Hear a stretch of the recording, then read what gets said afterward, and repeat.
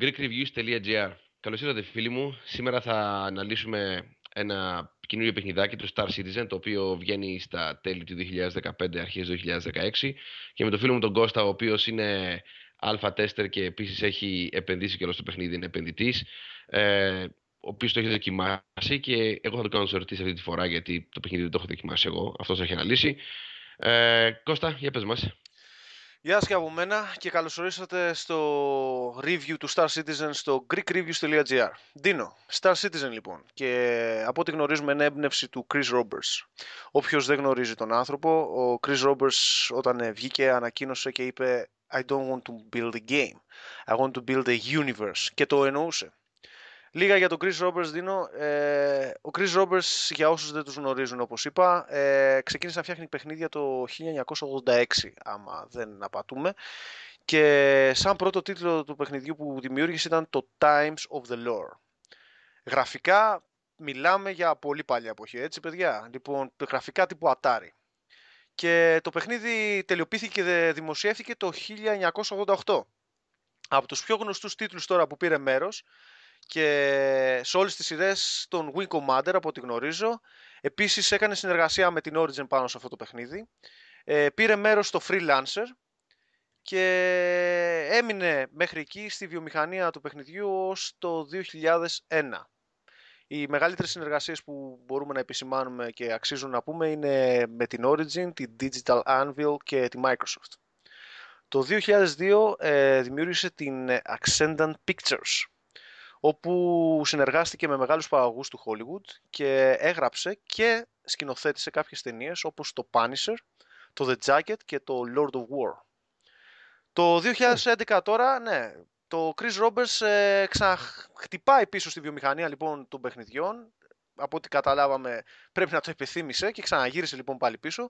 Και αυτή τη φορά δημιούργησε μόνος του μια εταιρεία, την ονόμασε Cloud Imperium Games Corporation, η οποία είναι η εταιρεία που θα φτιάξει στην ουσία το Star Citizen. Ωραία, λέει, γνωστή τίτλη ταινιών και ωραίο, ευχαριστούμε πολύ για τις πληροφορίες όσον αφορά τον bio του Chris Roberts. Για πες μας τώρα, σε τι περιβάλλον το χτίζουν το παιχνίδι αυτό? Ναι, άμα θυμάμαι καλά ξεκινήσανε με CryEngine 3, το οποίο έχουν φτιαχτεί πολύ γνωστοί τίτλοι, παιδιά, όπως είναι το Arcades, το Far Cry, το Ion, όλα τα Crysis επίσης. Λοιπόν, και στην πορεία, από ό,τι θυμάμαι, έγινε upgrade σε 4th generation το CryEngine. Και έχω την εντύπωση ότι επίσης το κάναν modified για να μπορεί να τρέχει σε 60 fps και βέβαια να ικανοποιεί τις ανάγκες που θέλουν να φτιάξουν το παιχνίδι τους αυτοί. Επίσης σε 4th generation φτιάχνονται άλλα 5-6 ακόμα παιχνίδια, τα οποία θα είναι μαζί με το Star Citizen από τα πρώτα που θα βγουν σε 4th generation CryEngine, και τα περισσότερα από αυτά θα γίνουν release το 2015-2016. Κάποια από αυτά τα παιχνίδια είναι το Evolve, άμα θυμάμαι, το Human Element, το Battlecry και κάποια άλλα. Τίνο. Ωραία, γνωστά όλα αυτά τα παιχνίδια που ανέφερες, και ποιος δεν ξέρει το Ion και το Arcades, δεν είναι πολύ γνωστοί τίτλοι, πολύ πετυχημένοι τίτλοι και τρέχουν πολύ καλά δηλαδή, τα γραφικά τους και όλα αυτά. Οπότε και φαντάζομαι ότι είναι φτιαγμένα σε μηχανή 3, όπως είπες. Οπότε πιστεύω σε μηχανή 4 θα έχουν δυνατότητα να κάνουν πολλά περισσότερα πράγματα και Σίγουρα. βέβαια. Ωραία, για πες μας. Λοιπόν, το game τώρα ξεκίνησε να φτιάχτηκε, όπως είπα και προηγουμένως, το 2011 και τον Αύγουστο του 2013 έκανε release το Hangar Module. Να επισημάνω ότι το παιχνίδι, παιδιά, είναι χτισμένο σε modules, δηλαδή κομμάτια τα οποία ενώνονται και κάνουν το γενικότερο Star Citizen. Ωραία, mods δηλαδή, με λίγα λόγια, έχουν διαφορετικές εταιρείες περίπου σε όλο τον κόσμο, πες π.χ. και έχουν μια εταιρεία που εργάζεται στο PvP μόνο, άλλο ένα στούντιο που εργάζεται στο PvE, άλλο ένα στούντιο που εργάζεται σε συγκεκριμένα πράγματα, έτσι δεν είναι? Ναι, Ωραία. σωστά. Τα modules λοιπόν μέχρι στιγμής που ξέρουμε θα είναι το hangar, όπου εκεί θα στεγάζονται τα πλοία των παιχτών και θα υπάρχει κάποιος προσωπικός χώρος, ας πούμε κάποιο δωμάτιο που θα μπορεί ο παίχτης να αποθηκεύει κάποια προσωπικά του πράγματα και τα σχετικά. Το άλλο module θα είναι το Arena Commander, το οποίο είναι το μεγαλύτερο που γνωρίζουμε αυτή τη στιγμή, μέχρι στιγμής δηλαδή, και θα είναι κυρίως το Space Simulation του παιχνιδιού, όπου εκεί θα υπάρχει Drone Simulation, Arena PvP για τα πλοία, CO Coop για όπου θα μπορούν παίχτες να παίζει multiplayer με άλλους παίχτες εναντίον NPCs, Θα υπάρχει επίσης και το αγωνιστικό κομμάτι του παιχνιδιού, το λεγόμενο racing όπως λένε, στο οποίο θα μπορείς να κάνεις αγώνες με πολύ γρήγορα σκάφη, στυλ Star Wars παιδιά φάση, αλλά φανταστείτε θα πετάτε τώρα έτσι με αεροσκάφη, εναντίον άλλων παιχτών σε πολύ ωραίες πίστες, απίστευτα γραφικά και βέβαια θα κερδίζεις τίτλους και όλα τα σχετικά. Τώρα, ακόμα ένα model είναι το FPS που γνωρίζουμε, το first person shooter δηλαδή, το shoot 'em up, το γνωστό που λέμε στην Ελλάδα. Το game το οποίο θα αναλύσουμε βέβαια όμως σε ένα άλλο review, γιατί το shoot 'em up θα ήθελα να επισημάνουμε κάποιες λεπτομέρειες τις οποίες δεν θα προλάβουμε να πούμε σε αυτό το βίντεο. Ύστερα είναι το Planetside, το κομμάτι του παιχνιδιού το οποίο θα μπορείς δηλαδή να παίζεις σε first person, πάνω στους πλανήτες δηλαδή, θα μπορείς να περπατάς με το χαρακτήρα σου. Και στο τέλος θα είναι το Persistent Universe, όπου στην ουσία αυτό από ό,τι γνωρίζω θα είναι έτοιμο το τέλη του 2016 ή μέσα του 2016. Δεν θέλω να πω ακριβή ημερομηνία γιατί δεν είναι κάτι σίγουρο ακόμα. Πάντως μέσα στο 2016. Το οποίο θα είναι στην ουσία όλο το σύμπαν του παιχνιδιού.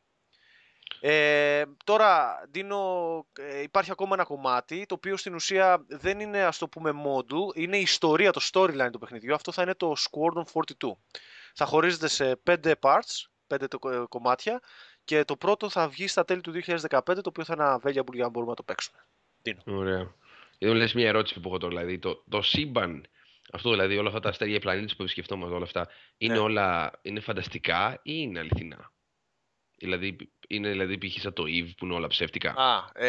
Ναι, κατάλαβα. Όχι, αντιθέτως. Οι developers, παιδιά, εδώ φτιάχνουν τον Milky Way, το γαλαξία μας. Δηλαδή, όσους δεν γνωρίζουν το όνομα, είναι ο γνωστός μας γαλαξίας, αυτός που υπάρχουμε αυτή τη στιγμή, έτσι, στην πραγματικότητα. Και θα είναι μελλοντικό, θα αναφέρεται ας πούμε στον 300ο αιώνα από τώρα, περίπου 900 χρόνια, ας πούμε. Και στην ιστορία, στο γνωστό σύμπανο που γνωρίζουμε, θα ελέγχεται από το United Empire of Earth, το οποίο κυρίως θα αποτελείται από τους ίδιους τους παίχτες γενικότερα. Έτσι. Θα υπάρχουν βέβαια και τα NPCs, αλλά κυρίως από τους παίχτες. Τώρα, εκεί μέσα οι πολίτες, οι παίχτες δηλαδή, το Star Citizen που λέμε, όπως λέγεται και ο τίτλος του παιχνιδιού, της αυτοκρατορίας, θα χαίρονται κάποιων δικαιωμάτων, όπως χαμηλές φορολογίες, ας πούμε, κάποια δικαιοσύνη, θα νιώθουν την ασφάλεια του στρατού, που θα προστατεύει ας πούμε, τους παίχτες από εξωτερικές απειλές ή εσωτερικές απειλές, όπως aliens κτλ. Ωραία. Για να λίγο να κάνουμε μια επαλήθευση, γιατί αναφέρουμε πολλά πράγματα για το παιχνίδι αυτή τη στιγμή και εννοείται ότι όποιος ακούει αυτή τη στιγμή παίρνει πολλές πληροφορίες πολύ γρήγορα. Για ανέλυσέ μας λοιπόν με λίγα λόγια, με gamer ορολογίες ας πούμε, περί τίνος πρόκειται το παιχνίδι, τι είναι? Τι είναι? Το παιχνίδι, παιδιά, θα φέρω ένα παράδειγμα.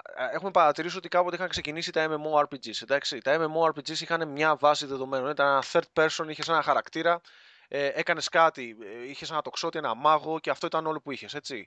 Αργότερα τα παιχνίδια άρχισαν να προχωράνε λίγο, να εξελίσσονται με τις απαιτήσεις του κόσμου και αρχίσαν να βάζουν και άλλα χαρακτηριστικά μέσα, όπως θα μπορείς για παράδειγμα να οδηγήσεις κάποια οχήματα, το οποίο αυτό ας πούμε άλλαζε το first person, ας πούμε, το third person του παιχνιδιού και με το χαρακτήρα και το έκανε σε simulation driving και όλα τα σχετικά.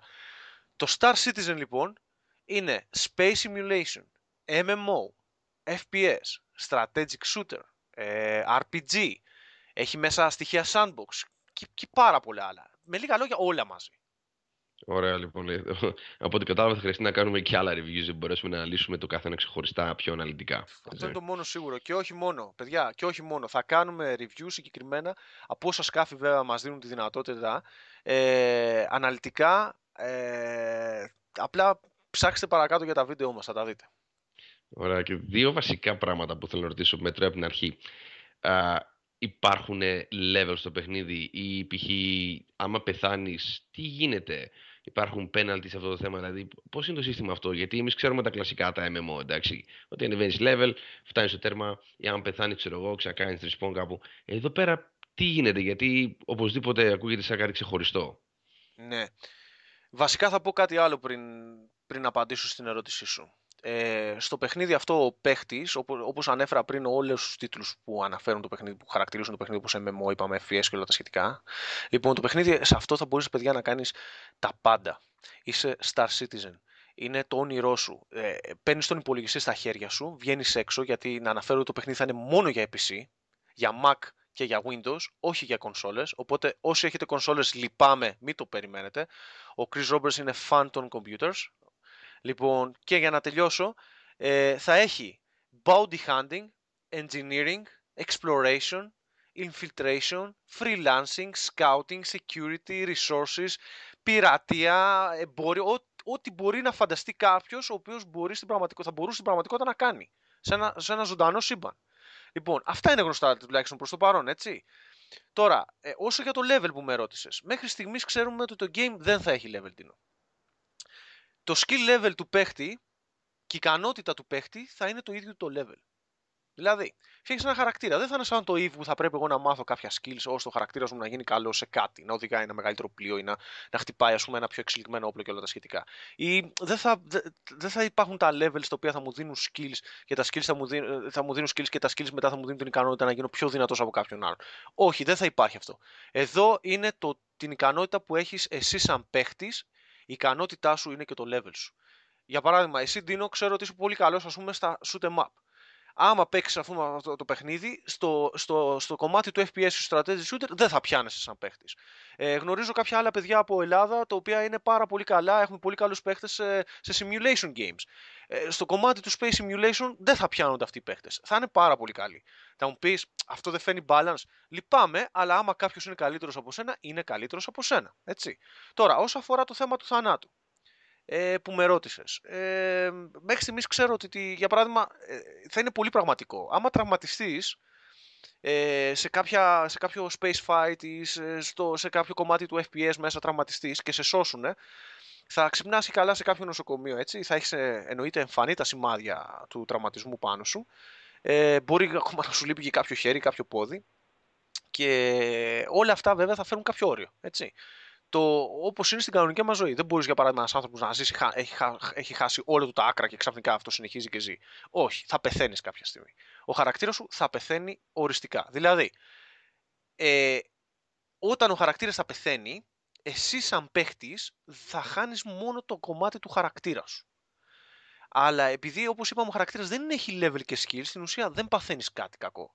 Τώρα, όλη η περιουσία του χαρακτήρα σου, τα διαστημόπλια, τα χρήματα του χαρακτήρα και όλα αυτά που είχε, θα υπάρχει και καλά μια ιστοριούλα που θα περνάνε και καλά σε κάποιον άλλο χαρακτήρα πάλι δικό σου που έχεις, σαν διαθήκη, να το δώσω να το καταλάβουμε. Οπότε στην ουσία ο άλλος ο χαρακτήρας θα είναι ο διάδοχός σου. Τώρα βέβαια αυτό μπορεί να αλλάξει την πορεία, αλλά εμένα προς το παρόν μου ακούγεται ωραίο και πρωτότυπο. Ωραία, ωραία. Καλό αυτό γιατί συνήθως από ό,τι ξέρουμε κάνει απλά respawn κάπου. Εδώ αυτοί απλά κάνουν κάτι σαν κλόνους π.χ. που ο κλόνος απλά παίρνει όλα τα memory σου πάλι και Ναι, από ό,τι όπως το κατάλαβες. Eve, ναι, όπως το Eve λες τώρα εσύ. Ναι, Ωραία. δεν ξέρω, δεν μπορώ να πω άμα αυτό θα είναι ακριβώς κλόνος, έτσι. Μπορεί να είναι, πιστεύω θα είναι διαφορετικός χαρακτήρας. Για να είναι ο διάδοχος θα είναι διαφορετικός χαρακτήρας. Τώρα, άμα ο χαρακτήρας αυτός θα είναι κλόνος, για να μπορείς, ας πούμε, εσύ να έχεις τα ίδια χαρακτηριστικά που θα έχεις κάνει στο customization στην αρχή του παιχνιδιού, μπορεί να είναι και έτσι. Δεν ξέρω, γι' αυτό λέω ότι όλα αυτά μπορεί να αλλάξουν μέχρι στιγμής. Γι' αυτό Ναι. μπορούμε να μπούμε στα forums και να δώσουμε και ο καθένας τις δικές μας ιδέες. Ωραία. Και καλό είναι που λες ότι καλό είναι που θα έχουν διαφορετικά στυλ παιχνιδιού, γιατί όπως είπες και εσύ, shoot 'em up μόνο, εντάξει, κατά και λίγο βαρετό, καλά είναι να εξασκήσω και κάποια άλλα skills που έχω. Ναι. Οπότε, ωραία. Αυτή τη στιγμή, για πες μας λίγο, σε τι επίπεδο βρίσκεται το παιχνίδι? Είναι α, αλλά εγώ παιδιά θα μπορούσα να το πω ότι είναι pre-α, επειδή το παίζω, έτσι. Βέβαια κάνουν πολύ καλή δουλειά. Είπαν ότι σύντομα προς τα μέσα του 2015 θα βγει η beta και προς τα τέλη του 2015 θα βγει το πρώτο part, όπως είχαμε αναφέρει πριν, το Squadron 42, το πρώτο part της ιστορίας, το οποίο θα είναι playable live λοιπόν μετά σε όλο τον κόσμο. Ωραία.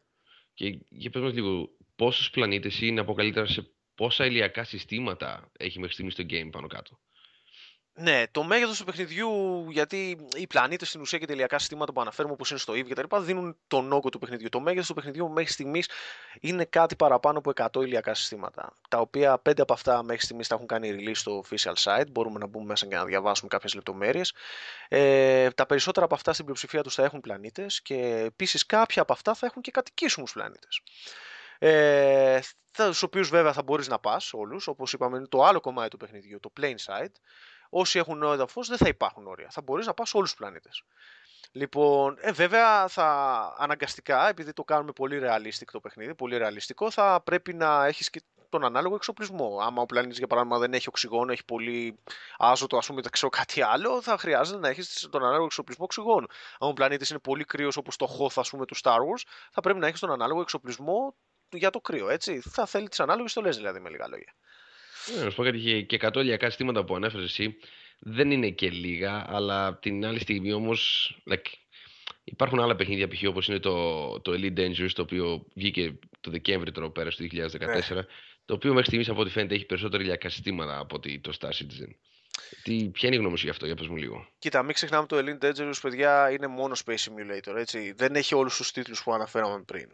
Βέβαια, εγώ αυτή τη στιγμή εδώ δεν θα συγκρίνω τα δύο τα παιχνίδια. Και το ένα είναι καλό, δεν θέλω να έρθω σε διαμάχη με κανένα, και το ένα είναι καλό και το άλλο είναι καλό.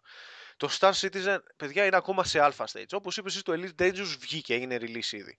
Το φτιάχνουν πολύ πιο μπροστά. Ξεκίνησε και αυτό με Kickstarter. Βέβαια δεν έφτασε στα 70 εκατομμύρια που έχει φτάσει το Star Citizen τώρα αυτή τη στιγμή, έτσι.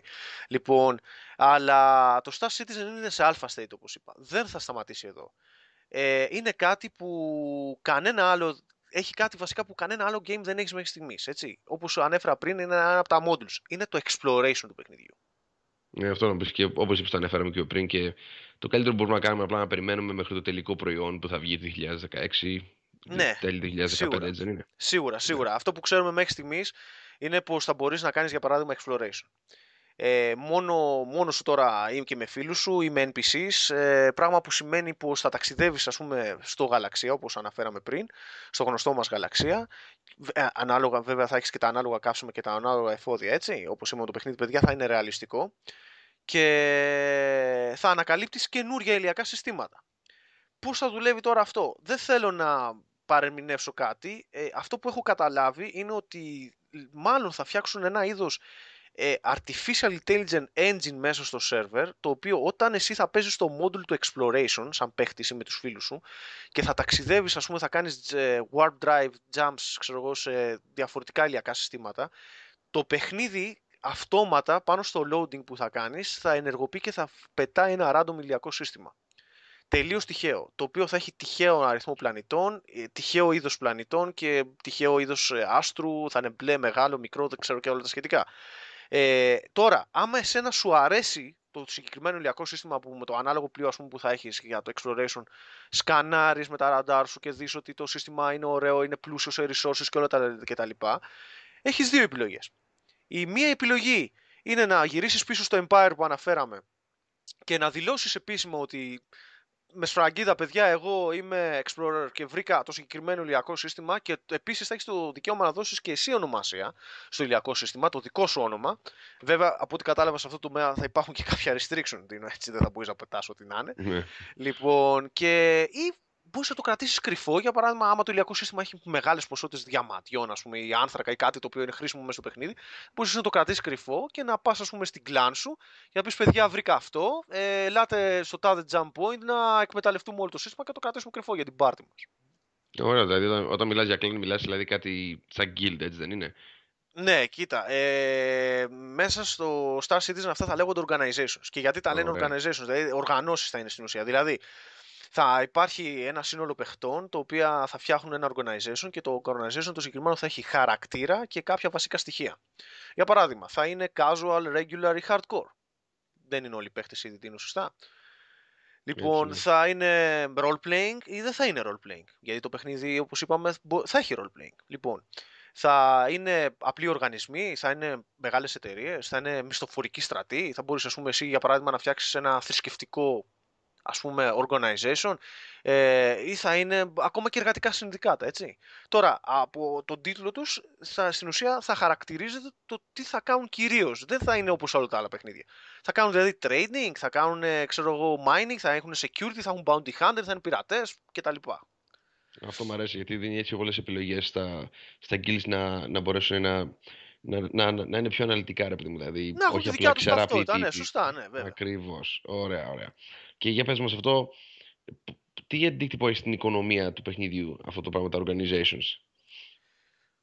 Εδώ θα πρέπει να κάνουμε, παιδιά, ένα ακόμα βίντεο το οποίο θα είναι πολύπλοκο και θα έχει να αναφέρεται καθαρά πάνω στην οικονομία του παιχνιδιού. Η οικονομία του παιχνιδιού, παιδιά, Φανταστικό. είναι πολύπλοκη. Θα το πω όμως με απλά λόγια τώρα εδώ στο συγκεκριμένο review. Θα είναι μια ζωντανή, ανοιχτή οικονομία που θα επηρεάζεται κυρίως από τους παίχτες και τα γεγονότα του παιχνιδιού κατά 100%. Όπως το λες και εσύ, θα πρέπει δηλαδή να ξανακάνουμε και άλλο review, γιατί θα πρέπει να βγούμε αναλυτικά στο θέμα. Ναι, Και είναι πολύ ενδιαφέρον. Αλλά ας πούμε σε κάτι άλλο ακόμα που είναι επίσης εξίσου μπορώ να πω και πιο ενδιαφέρον ακόμα. ναι, Για τα διαστημόπλια. Για μίλησέ μας λίγο γι' αυτό. μάλιστα. Γιατί από ό,τι είδα και στο website, στην ιστοσελίδα, μπορείς να αγοράσεις διαστημόπλια με αληθινά λεφτά. Έτσι δεν είναι? Ναι, μπορείς. Α, αυτό κάνει το παιχνίδι like, pay to win, δηλαδή όποιος σκάει τα λεφτά τι κερδίζει και όλο δεν θα μας διαλύει όλους. Α, Τι γίνεται με αυτό, για πες μου λίγο. όχι, απολύτως όχι. Θα εξηγήσω τι γίνεται τώρα εδώ. Πιστεύω ότι το συγκεκριμένο review είναι και το κατάλληλο για να εξηγήσουμε στον κόσμο σαν πρώτο βίντεο. Λοιπόν, παιδιά,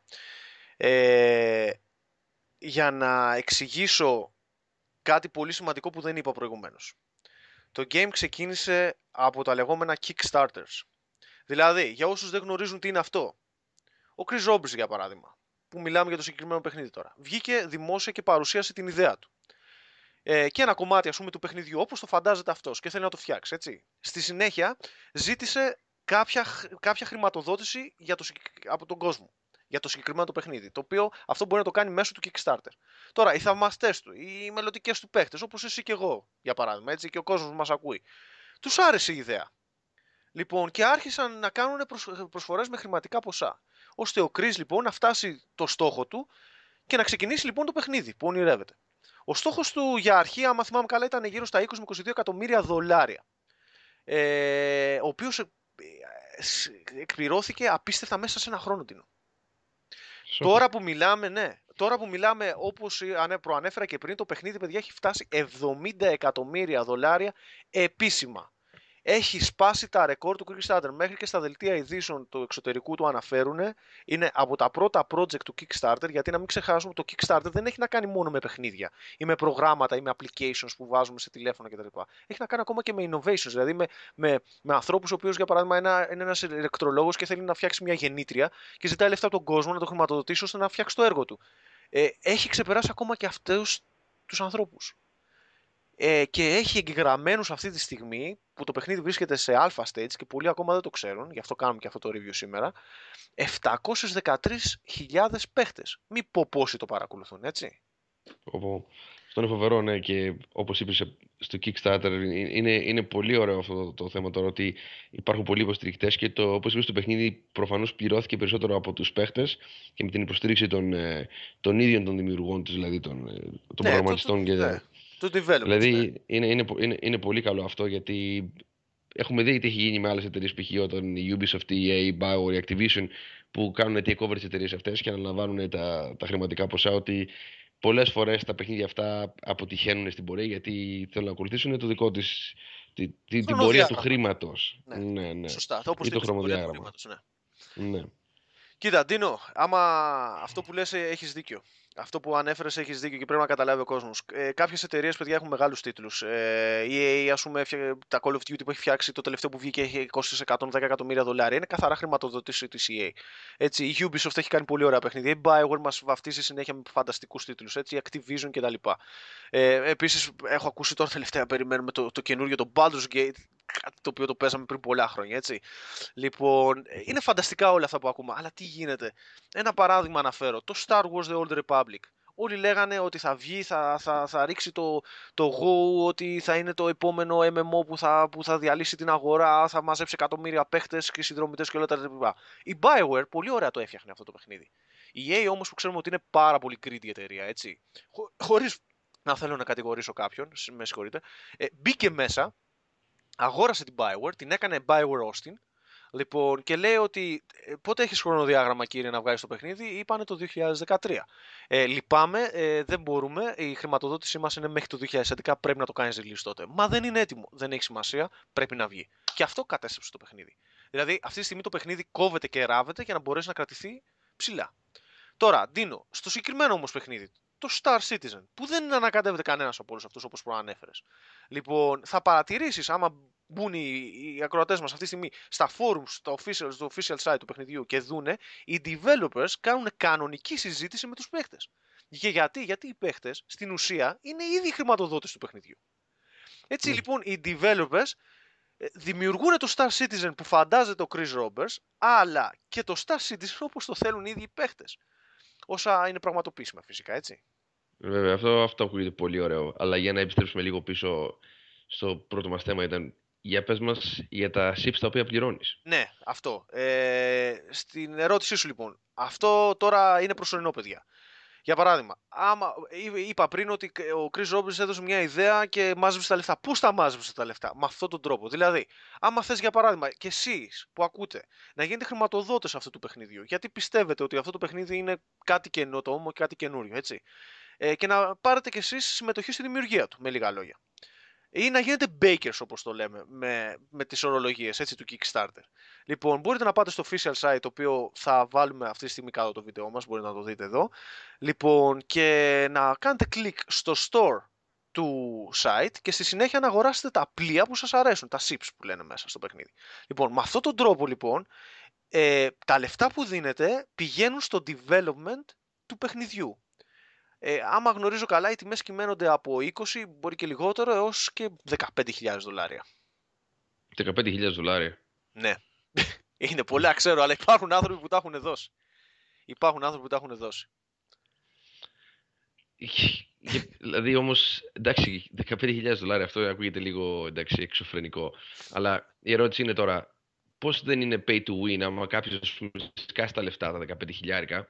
Ναι. Αυτός δηλαδή όταν το παιχνίδι ξεκινήσει και εγώ απλά μπαίνω μέσα με το απλό μου το σκάφος, δεν θα έχει αυτός κάποιο προβάδισμα, ή υπήρχε κάποιος ο οποίος αγόρασε σκάφος από τώρα και παίζει αυτό το διάστημα. Όταν ξεκινήσει το παιχνίδι, δεν έχει ένα τραγικό προβάδισμα το ενός χρόνου και π.χ. από μένα που μόλις μπήκα μέσα και δεν έχω αγοράσει τίποτα από την αρχή, απλά πήρα το απλό μου διαστημόπλιο. Ναι, κατάλαβα την ερώτησή σου, κατάλαβα την ανησυχία σου και αυτή σίγουρα θα είναι μια ερώτηση που θα έχουν πολλοί αυτή τη στιγμή που βλέπουν αυτό το βίντεο θα κάνουν. Ναι. Κοιτάξτε να δείτε. Ναι, η ερώτησή σου αυτή πιστεύω θα είναι πολύ σημαντική να απαντήσω και θα πω το εξής. Όλα τα παιχνίδια, παιδιά, έχουν α και β και close beta και όλα τα σχετικά. Υπάρχουν κάποιοι παίχτες οι οποίοι επειδή έχουν καλύτερους υπολογιστές ή επειδή κάνουν reviews όπως εμείς ή όλα τα σχετικά, παίρνουν access, δηλαδή παίρνουν πρόσκληση να μπουν και να παίξουν τα παιχνίδια πιο μπροστά από όλους μας. Σίγουρα αυτοί οι παίχτες γνωρίζουν 5 πράγματα παραπάνω από εμάς, που όταν θα μπούμε στο official release του παιχνιδιού, ας πούμε, θα γνωρίζουν 5 πράγματα παραπάνω. Αυτό θα υπάρχει και θα υπάρχει πάντα σε όλα τα παιχνίδια. Τώρα, όσο αφορά για τα πλοία που είπες εσύ, που είναι το μεγαλύτερο σκέλος, ας πούμε, του παιχνιδιού του συγκεκριμένου. Τα πλοία που θα αγοράζεις τώρα με λεφτά θα υπάρχουν και μέσα στο παιχνίδι. Και θα μπορείς να τα παίρνεις αργότερα με λεφτά παιχνιδιού. Οι αντικειμενικές τώρα αξίες των πλοίων θα αντιστοιχούν με χρόνο farming που θα μπορούν να κάνουν οι παίχτες in-game για να μαζέψουν τα ανάλογα credits που χρειάζονται και να αγοράσουν το πλοίο που έχεις τώρα αγόρασες, ας πούμε, με πραγματικά λεφτά. Δηλαδή, για να λες λίγο παραπέρα. Ναι, δηλαδή να το εξηγήσω, ας πούμε, Yeah. πιο απλά. Λοιπόν, για παράδειγμα, ένα πλοίο που ανέφερες τώρα εσύ, ας πούμε, που το έχω αγοράσει εγώ, για παράδειγμα, $200. Αυτής με έδωσα $200 και το αγόρασα αυτό το πλοίο. Είναι ένα καταδιοκτικό, για παράδειγμα. Εσύ τώρα αργότερα, όταν το παιχνίδι θα βγει ζωντανά και θα μπει μέσα σαν απλός παίκτης και θα ξεκινήσεις να παίζεις, θα μπορείς να φαρμάρεις, ας πούμε, τα λεφτά του παιχνιδιού με τους διάφορους τρόπους που σου δίνει το παιχνίδι, με τις διάφορες επιλογές που σου δίνει το παιχνίδι να φαρμάρεις και να αγοράσεις το συγκεκριμένο πλοίο που το πήρα εγώ με $200 κάποιους μήνες πιο μπροστά, με φάρμα, ας πούμε, 2 εβδομάδων. Εντάξει, και πολύ δίκαιο μου ακούγεται, όπως το λες. Δηλαδή, το να φαρμάρω εγώ 2 εβδομάδες για να πάρω ένα σκάφος για το οποίο εσύ έσκασες $200 πήγε για να το αγοράσεις. Εντάξει, εγώ το παίρνω τζάμπα απλά με τα λεφτά του παιχνιδιού. Και να σου πω κάτι και πάλι, το δικαιούσε, άμα εσύ το έχει φέρει νωρίς, γιατί έδωσε $200 πρώτα απ' όλα και επένδυσε στο παιχνίδι έτσι ώστε να φτιαχτεί και να γίνει το παιχνίδι που θα είναι το 2016, έτσι δεν είναι? Σωστά, σωστά. Και να μην ξεχνάμε, εκτός από δίκαιο, δεν είναι και κανένα τρελό μπόνους, έτσι. Για μένα, ας πούμε, που πλήρωσα πιο νωρίς, απλά είναι είμαι λίγο πιο μπροστά, λίγο από σένα. Και μην ξεχνάμε, όπως είπα πριν, το παιχνίδι δεν έχει levels. Η ικανότητα του παιχνιδιού είναι το level. Η ικανότητα του παίχτη, να με συγχωρείτε, είναι το level του παιχνιδιού. Οπότε, άμα εσύ, ας πούμε, είσαι καλύτερος παίχτης από μένα, άσχετα άμα εγώ έχω πλήρως $15,000, έτσι. Άμα εσύ είσαι καλύτερος παίχτης από μένα και πιο έξυπνος, ας πούμε, και πιάνεις πιο εύκολα την οικονομία του παιχνιδιού, θα με ξεπεράσεις γρήγορα και πολύ γρήγορα, βασικά θα έλεγα. Όντως, και το έχουμε δει αυτό στο παρελθόν ούτως ή άλλως και σε άλλα παιχνίδια. Τώρα, μια τελευταία ερώτηση. Ναι. Π.χ. θέλω εγώ τώρα να. Π.χ. θέλω να αγοράσω κι εγώ ένα σκάφο, ρε παιδί μου. Μιλήσαμε τώρα και πορώθηκα. Και θέλω να πω μέσα και να αγοράσω ένα σκάφο. Ωραία. Το θέμα είναι ότι θέλω να αγοράσω ένα ωραίο σκάφο που είσαι αγοράσει και εσύ. Αυτό το κόκκινο που μου δείξε. Αυτό Ναι. τώρα το σκάφο π.χ. δεν υπάρχει. Θα μπορέσω εγώ αυτό να το βρω αργότερα ή τελείωσε, δηλαδή πέταξε το πουλάκι. Τι γίνεται τώρα. Κατάλαβα. Κοιτάξτε να δείτε, παιδιά, Kickstarter τι σημαίνει. Το Kickstarter για να δουλέψει πρέπει να βγάζεις κάποια πακέτα. Στην ουσία πουλάς κάποια πράγματα. Στην προκείμενη περίπτωση η Cloud Imperium ή ας πούμε ο Chris Roberts, ας πούμε η εταιρεία του Chris Roberts πουλάει στην ουσία εικονικά πλοία. Για να μπορέσουν κάπως οι παίχτες να δικαιολογήσουν τα λεφτά που δίνουν για λογιστικούς κατά πάσα πιθανότητα λόγους και να μπορέσει η εταιρεία να πάρει τη χρηματοδότηση που θέλει και να φτιάξει το παιχνίδι. Τώρα αυτό που γίνεται αγοράζοντας πλοία όπως προαναφέραμε. Κάποια πλοία βγαίνουν σε συγκεκριμένα κομμάτια. Όπως πάω σε ένα κατάστημα και έχει ένα ζευγάρι παπούτσια, θα υπάρχουν 10 ζευγάρια. Μόλις τα πουλήσει αυτά τα 10 ζευγάρια, τελειώσαν. Έτσι λοιπόν είναι και τα πλοία τώρα για καλή ώρα εδώ. Αυτό το πλοίο που μου είπες εσύ είναι το M50, που είναι racing πλοίο και μοιάζει με Ferrari, είναι απίστευτο πλοίο, έχεις δίκιο. Μου άρεσε πολύ. Κόστιζε, ναι, είναι πάρα πολύ ωραίο το πλοίο. Κόστιζε γύρω στα $90, αν θυμάμαι καλά το είχα πάρει. Είχαν βγει κάποια κομμάτια για ένα χρονικό διάστημα, τελειώσαν, τα πήραν όλα, τέλος. Εσύ τώρα δεν μπορείς να το αγοράσεις, δυστυχώς αυτό το πλοίο. Βέβαια, όπως προαναφέραμε, θα μπορείς να το αγοράσεις in-game, έτσι, το πλοίο θα υπάρχει αργότερα. Ωραία. Αλλά συνέχεια βγάζουν πλοία. Συνέχεια βγάζουν πλοία. Οπότε πίστεψέ με, άμα θες να διαθέσεις αυτά τα $50 που μου είπες, όλο και κάτι θα βρεις που θα σου αρέσει να πάρεις. Ωραία. Λοιπόν, φίλοι μου, φτάσαμε στο τέλος του review και μην ξεχνάτε, επισκεφτείτε το www.greekreviews.gr, όπως επίσης επισκεφτείτε και το YouTube, το κανάλι μας στο YouTube, στο Facebook, στο Twitter, τα οποία όλες τις πληροφορίες αυτές θα τις βρείτε στο greekreviews.gr. Από μένα και τον Κώστα. Κώστα. Ναι, σωστά, Αντίνο. Λοιπόν, αντίο παιδιά και σας περιμένουμε στα επόμενα reviews.